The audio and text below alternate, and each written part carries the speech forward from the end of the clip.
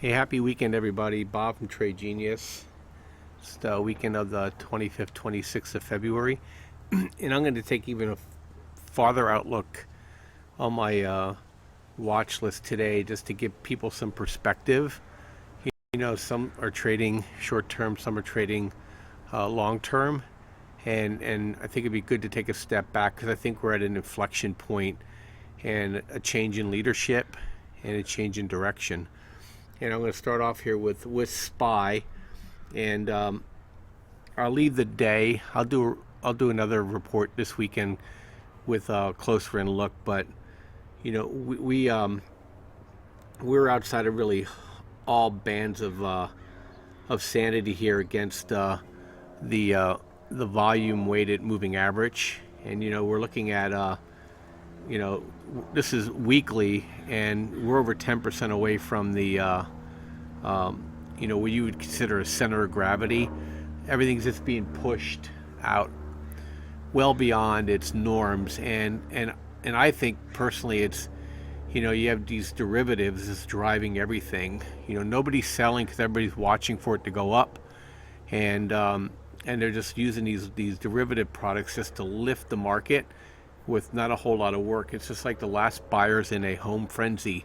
And the market went straight up. But this week, I think, changed. And look at SPYs right here. This is money flow. And money flow is at 100. And so I think it's due for a pullback. And this area here is really interesting because this is right around the yearly pivot. So, we literally could fall from 236 to 206, I think it was. 206, 207, without violating anything, just bringing things back to normal. But it would probably crush a lot of people because psychologically and financially. XLF, same thing. This whole move was, first of all, Trump regulation, interest rates rising, more money, people lending money. Get rid of Sarbanes-Oxley, get rid of restrictions on bank lending, and we've had another move that's just way outside of the norms, and money flows up there at a very overbought level too, and so it's something to be concerned about. And I think today gave way a little bit too. So this could fall 20% and still just be within normal norms. That's how far stretched the market is. CHK is this really depends on the what's going on with natural gas, but it came back from a pretty good fall earlier of 2016. Just like a lot of the commodities, it's backing and filling a pretty big sell-off, and put in a bit of a hammer here. At the close and yesterday, and so I'm expecting a short-term move here. But unless oil moves up, I doubt it's going to go from 5 to 20 again. I just don't see it in the near future. VXX. I'll talk about this when I talk about the VIX because this is a weird thing to look at, but it's showing signs of life. GDX. This thing is coming back. It's really interesting. So kind of you could call this a cup, and then it a little handle. It broke out, came back, broke down, came back up again, and it's above VWAP. It's very constructive. So if you own GDX and you're not big into selling it, you're going to see this thing move up, and it's a pretty good chance it's going to get back up to the recent highs here, especially if Yellen does not raise rates. Emerging market, I think it topped. Money flows is agreeing with me. I don't know what's up with these energy companies. Are they foretelling that the oil market and natural gas are there's too much production out there? We shall soon see. But just pretty nasty candles on this one yesterday, CHK, and then also CRK today. Somebody's getting the heck out of these names, so they must know that the oil game is probably up. Nugget. It's hard to look at the triples, so I'm gonna move on. UVXY. I'm gonna wait till I talk to VIX. IWM, it's another one just way outside the bounds. And we're starting to get some weakness here. It actually had a bearish engulfing pattern on the small caps. And so I definitely can see this thing retracing. And you're talking 138 to 120 area to come back into the volume bands, and that's a pretty big move. But we've been selling credit spreads now on it last 2 weeks, and I think it's stalled out. And I'm looking for this thing to come down pretty hard. And in fact, I'll probably buy and recommend some TWM on Monday. UNG, nice little reversal pattern right here. And so I'm looking for natural gas to come back up, and I'm looking for a move up here to $8 and $9. So it's pretty washed out. It gapped down on a weekly, which is pretty rare, and it formed a nice candlestick. And I don't know, I have to look up exactly which one that is, but that's pretty bullish. And it closed near the top of the range for the week. And if this thing gaps up on Monday, then I know we're making our move higher. So just keep an eye on it. And that could be pushing down these other names.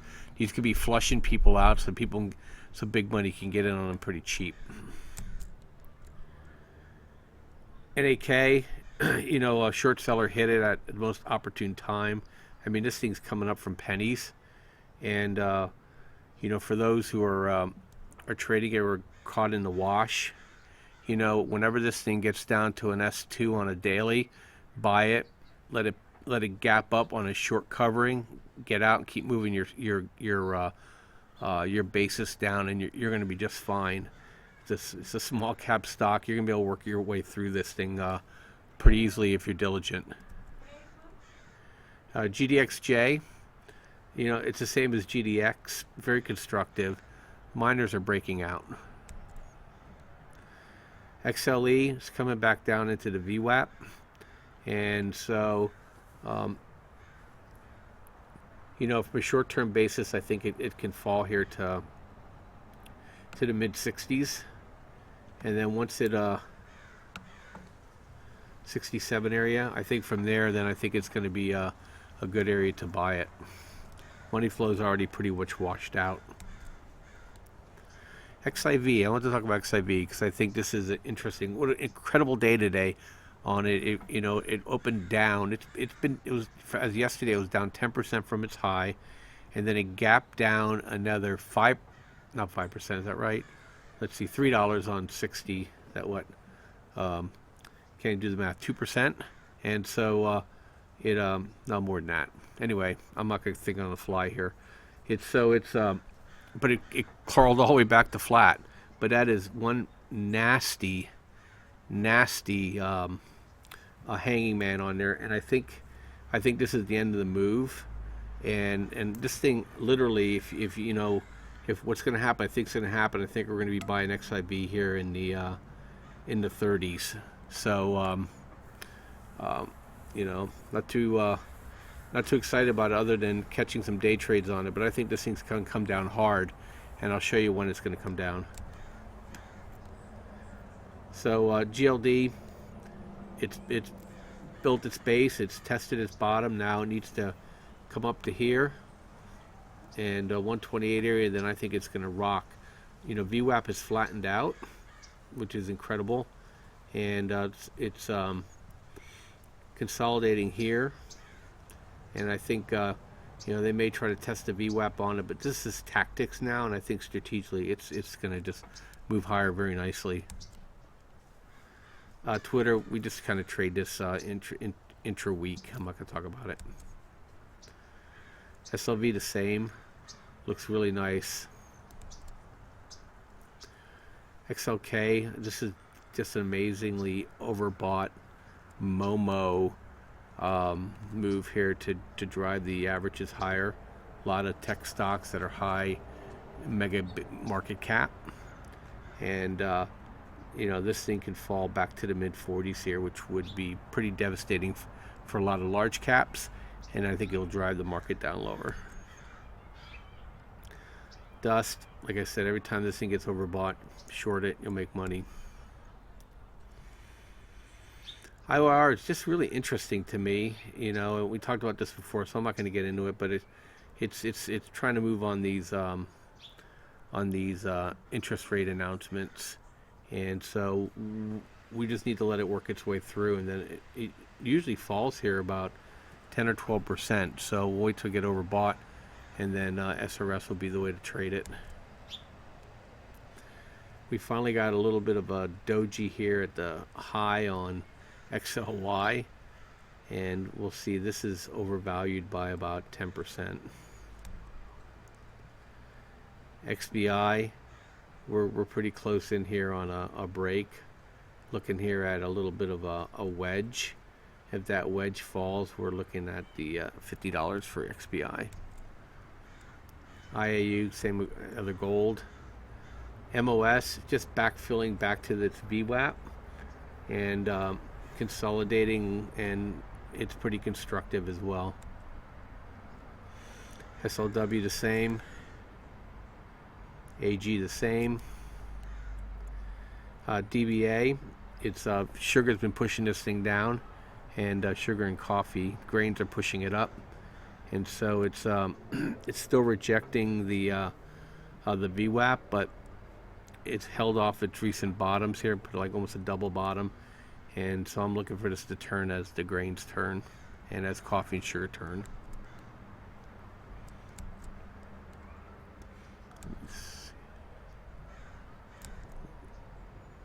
Okay, I'm trying to find something new here. Oil, I don't know. It doesn't look like a great chart to me.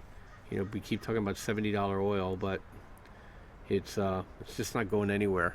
It's literally Saudi Arabia, big banks, hedge funds trying to keep the price of oil from absolutely imploding. And so maybe these producers are falling now because there's a recognition that they just can't keep this game up, and they're going to have to cover. But like I said, I wouldn't be a buyer of oil. You're being told a story if you think it's going to $70. The dollar, you know, it's pushed up pretty hard here. Let's see if we get a failure here to this recent high. If it rolls over from here, then we know we're coming down, and then that's really going to ignite the commodities. Drip. I'm going to talk about coffee because I talk about it a lot, but this is a nice rounded bottom here. Okay, it pushed up. Okay, got tested again, made a higher low, and I'm looking for coffee to go up to here. It was supply-demand imbalance, and it may take us a year, but we're gonna get a double on coffee. Just have to be patient with it. You know, you get these smack ups. You know, sell a little bit, smacks it down, buy a little bit back, move your basis down. You know, you have to if you manage these things long term. But if you're just sitting on it for the next couple years, you're going to get a double on this. Same with wheat. We put a bottom in and consolidating. When I show you JJG, you'll see when wheat and corn and soybeans are going to make their move. SLJ, the same. It's above VWAP. It's consolidating on top of it on a weekly. And, you know, I'm looking for this thing to go. We don't have a lot of history with SILJ in terms of long term because it's a construct recently developed. But if silver keeps going, it's going to support all the junior silver miners, and they're going to rock. And silver's doing quite well. Okay. I want to talk about FXY. So we got FXY here, and this move here was basically the yen rocketing as it should. It's being held down. Then they forced this thing down into the election, and then now it's been lifting. It just reclaimed VWAP. So if they don't push it down again, then this thing's going to go. And I mean, this thing can really go. I mean, when this thing goes, this is another thing that's been suppressing gold. Look where the yen was just in 2013. If the yen gets back up to 120 again, you know, That is an absolutely amazing, almost 50% move. And and this is the thing that gold and silver and the miners and the metals have been fighting against. Nasty. Okay, JJG. I want to talk about JJG. This is something that I hold, and I'm holding this long term because I have my own personal views on what's happening with the climate. But for those who are getting nervous that they think it's dead money, every year you get these nasty looking spikes, okay, in the market, and if you and they usually come in the summertime. So if you're just patient for another 3 or 4 months, you're going to get a big move in JJG again when the grain prices rock. And then if you want to, you can offload or sell half and let it come back down and rinse and repeat. But make no mistake, the move into that El Nino year was just incredible, and now the weather's just been wacky everywhere in the world. So it's going to affect the ability to grow grains around the world. But late spring, early summer, we're going to get a ramp job again on the grains, and then you can use that to take some profit if you want, or sell half and let it come back down and buy half again and bring your basis down quite a bit. But you're looking at a chance for this thing to go from 27 to at least 35, and in some cases it could go even higher depending on conditions. And especially if our dollar falls, then it's really going to rock. Look where it was before they started suppressing the dollar higher, suppressing the yen and moving the dollar higher. This whole move is because of the yen, by the way, forcing the strength in our dollar. And once that gives way, you're going to see these prices just rock. Sugar looks good to me. It's above VWAP. It's doing a little consolidation, and I'm buying it every 2 hours now when I get a signal and selling it. We just bought some signal today on it, 44.14. But I see sugar prices continuing to rise. I mean, if we get a move back to the yen highs, you're talking a double in sugar.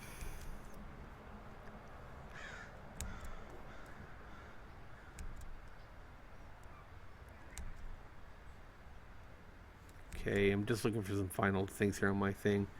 This is the thing that's been driving the SPY higher, XLG, and it pretty much was flat this week, and it's just way out of bounds. I mean, this thing needs to come down almost $20. So it's another one 5% overvalued, 15% over its VWAP. Okay. I'm not going to talk about VVIX, but this is VIX. I want to talk about VIX because I want to show you something here that will absolutely terrify the markets. Okay, right here. Okay, so we had 2 touches on it. Last week we touched it, came back down. This week we kind of touched it. This line's a little screwy because of it changing to the weekly. It touched it, and it came back down. When this thing closes on a daily above this wedge, the measured moves to 20. Okay, when these moves happened, okay, we had some really good sell-offs in the market. Okay, and some of these were 10% moves, and so if you see a close above that wedge, you know that we're going to get a 40% move in the VIX, and 40% move in the VIX is going to really, really, really crush XIV, and all these guys that are doing these pair trades by shorting vol and buying the market will have to unwind, and it's just going to be nasty. And so they are unwinding one half of it with these sold call things, but when they start unwinding the sold vol, that's just going to drive the market into the ground. So it's going to be really interesting to see. And we're back to SPY. So I thought I'd give you a little bit higher order perspective. And for those holding things long term, I don't see anything but constructive viewpoints with these stocks. As long as you don't have to sell them in a month, you're going to do you're going to do quite well with them coming out of 2017. My thing is, if you're making money on them and it looks like it's getting overbought, you need to be able to manage them by selling some off and waiting for them to come down and buying back in again. You have to manage them that way. If you just sit on them, then it may just wave back and forth like a blade of grass in the wind. Anyway, I got a lot to talk about this weekend, so look for a bunch of videos from me. Have a great weekend. Thanks. Bye.